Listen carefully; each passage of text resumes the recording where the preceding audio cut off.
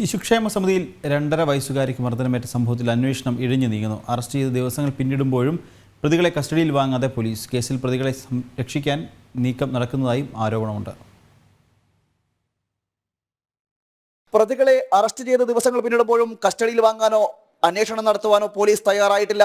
കസ്റ്റഡിയിൽ വാങ്ങിയ പ്രതികളുമായി ശിശുക്ഷേമ സമിതിയിൽ തെളിവെടുപ്പ് നടത്തണം. പ്രതികളിൽ നിന്നും ശാസ്ത്രീയമായ തെളിവുകൾ ശേഖരിക്കുകയും വേണം.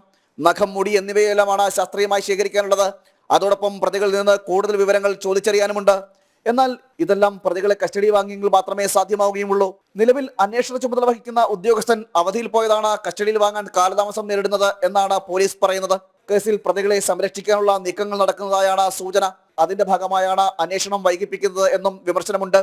പ്രതികൾ 3 പേരും CPM ബന്ധമുള്ളവരാണ്. ഈ സാഹചര്യത്തിൽ പ്രതികളെ സംരക്ഷിക്കാനുള്ള നീക്കം നടക്കുന്നതായും വിമർശനങ്ങൾ ഉയരുന്നുണ്ട്. 2 വയസ്സുകാരിക്ക് മർദ്ദനമേറ്റ് ഒരാഴ്ചയ്ക്ക് ശേഷമാണ് പോലീസ് കേസെടുക്കുന്നത്. പ്രാഥമിക അന്വേഷണത്തിൽ തന്നെ പ്രതികൾ 3 പേരും കുറ്റക്കാരാണെന്ന് തെളിയുകയും ചെയ്തു. സ്ഥിരമായി കിടക്കയിൽ മൂത്രമൊഴിക്കുന്നു എന്ന പേരിലാണ് കുട്ടിയുടെ ജനനേന്ദ്രിയത്തിലടക്കം മുറിവേൽപ്പിച്ചത്. ജനം, തിരുവനന്തപുരം.